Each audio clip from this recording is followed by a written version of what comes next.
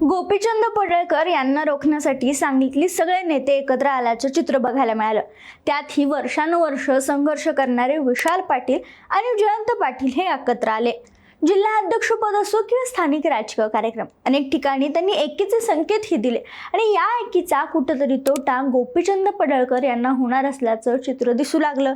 तरीही यावर आता गोपीचंद पडळकर यांनी नवीन फॉर्म्युला काढण्याचं म्हणलं तरी काही हरकत नाही, कारण आता विशाल पाटील, जयंत पाटील आणि विश्वजित कदम यांच्यात कोणत्याही प्रकारे वाद निर्माण करण्याचा प्रयत्न गोपीचंद पडळकर करताना स्पष्ट दिसतात। एवढंच नव्हे तर 2024च्या लोकसभा निवडणुकीत काय झालं, कोणाची भूमिका काय होती यावरही पडळकरांनी नुकतंच भाष्य केले। तर 2024 सारखी परिस्थिती राहणार नाही, विशाल पाटील पुन्हा खासदार होणार नाहीत असं आव्हानही दिले।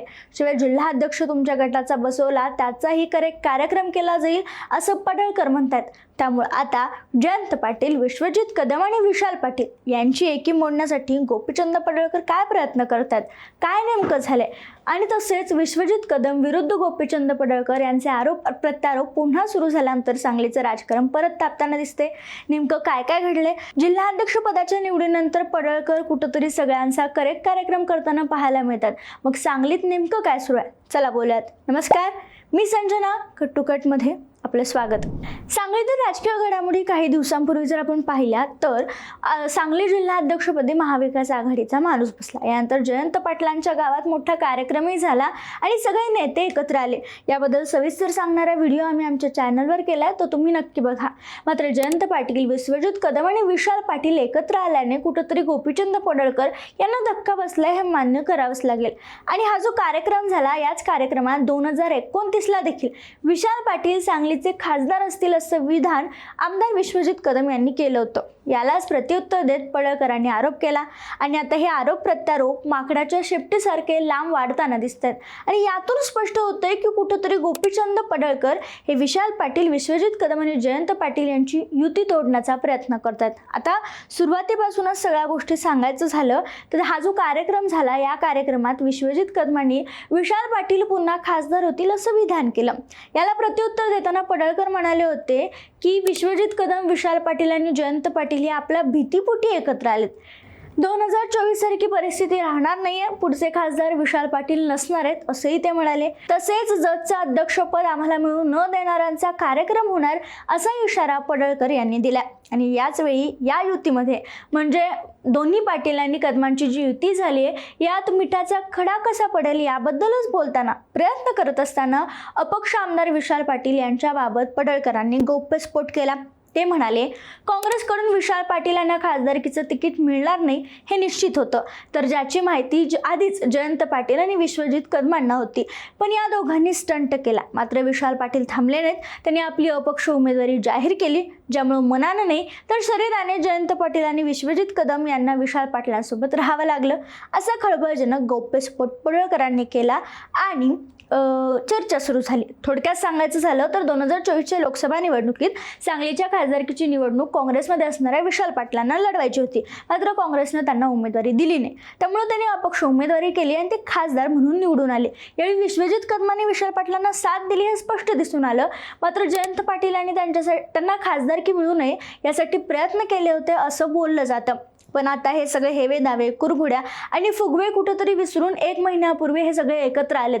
मात्र तेच भांडणं पुन्हा निर्माण करण्याचा प्रयत्न गोपीचंद पडळकर असे विधानं करून करतायत हे दिसून येते। आता याच विधानाबद्दल जेव्हा आमदार विश्वजित कदमांना विचारलं गेलं तेव्हा विश्वजित कदम म्हणाले, पडळकर हे खूप महान नेते, ते थेट डोनाल्ड ट्रम्प यांच्या लेवलचे नेते आहेत। आम्ही भारतात आणि महाराष्ट्रात राहणारे छोटे लोक आहोत, त्यामुळे त्यांच्या लेवलला जाऊन आम्ही बोलू शकत नाही। अर्थात थेट अमेरिकेच्या अध्यक्षांची उपमा देऊन हा विषय पूर्णपणे विश्वजित कदमांनी हसण्यावारी नेला। आता यानंतर पुन्हा जेव्हा पडळकरांना या बाबतीत विचारण्यात आलं तेव्हा ते म्हणाले की जयंतरावांनी आईची शपथ घेऊन सांगावं की विशाल पाटील खासदार व्हावेत असं त्यांना वाटत होतं का?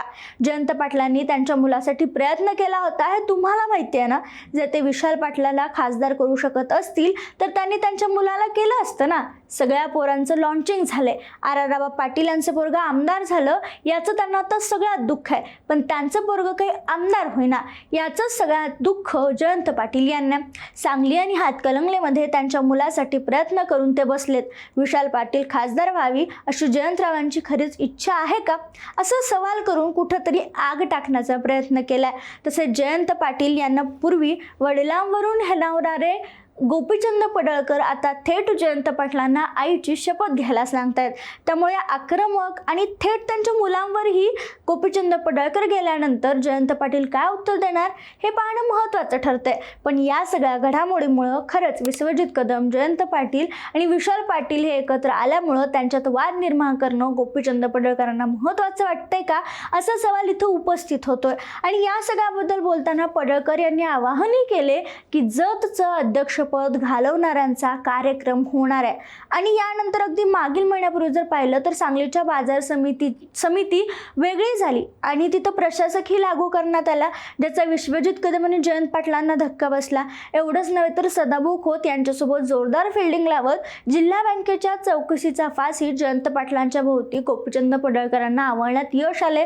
त्यामुळे महिनाभरातच पडळकरांनी पाटलांचा आणि विश्वजित कदमांचा कार्यक्रम केल्याचं पाहायला मिळते. पण हे पुन्हा एकत्र आल्यामुळे पाटील विश्वजित कदम यांना वेगळं करण्यासाठी पडळकर प्रयत्न करत आहेत का, असंही पाहायला मिळते. एवढंच नाही तर घोडी मैदान लांब नाहीये असं म्हणत 2029च्या खासदारकीचा इशारा त्यांनी दिलाय.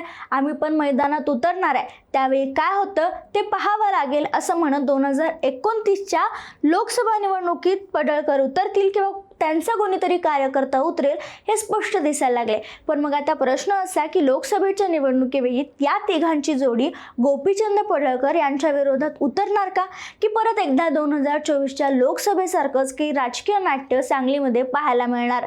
तुम्हाला काय वाटतं आम्हाला कमेंटमध्ये कळवायला विसरू नका.